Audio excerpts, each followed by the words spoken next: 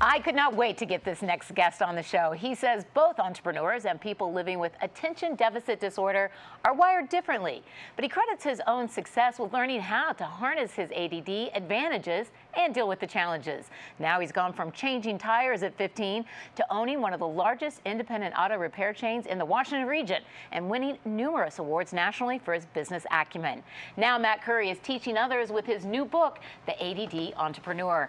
Matt Curry climbing up the New York Times bestseller chart, and it actually has a lot of good advice for all entrepreneurs. But let's talk about the ADD entrepreneur.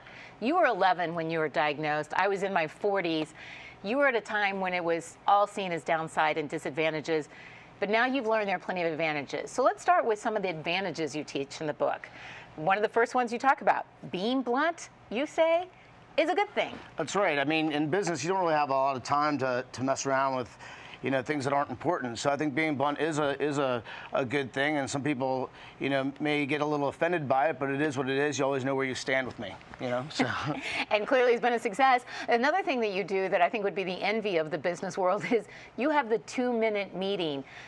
I can see the good part of that, get it done efficiently. The bad side of it is you still have to get everyone together for a meeting. What's the importance of the 2-minute meeting? Well, the 2-minute meeting keeps people on focus. You want to share your vision and your message as an entrepreneur with everybody who will listen, certainly your team, your customers, everybody. So having a daily 2-minute meeting with your guys goes over the highlights of your message, your vision, and any other company news that might be vital that day. And one of the points you make in the book is it might not be a day that's busy, but that could be the point of the 2-minute meeting. Guys, don't let down your game just because today's a slower day. We've got things to do. Here are the top priorities. That's exactly right. I mean, you still want to follow your company policies and procedures, and you still have to go. That's what the time you go out and you hunt for food when you're not busy, right?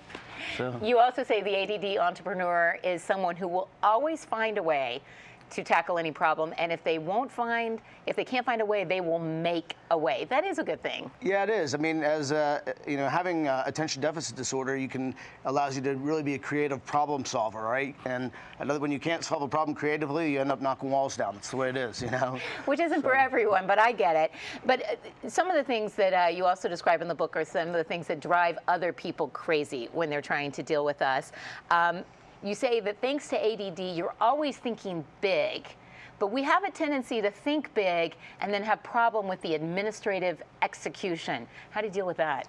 Well, yeah, I mean, as an ADD guy, you know, you're creating a lot of chaos a lot of times. So you're throwing things up in there, and you want to surround yourself with other people that are good at picking up the stuff and doing the details and all that.